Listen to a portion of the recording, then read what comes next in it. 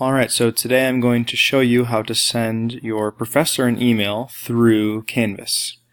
So I'm on my dashboard right now. You can see the one course that I'm in, IPNT 371. I'm going to go to Inbox, click on Inbox. Over here on the left you can see my messages that I haven't answered yet probably from a past class. Here on the right you'll notice it says compose a new message. We'll click on that.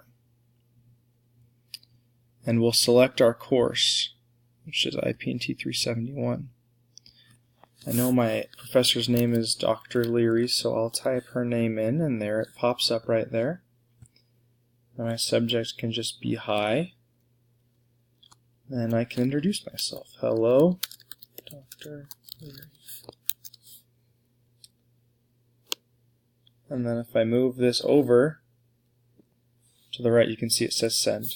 And that's how you can send your message.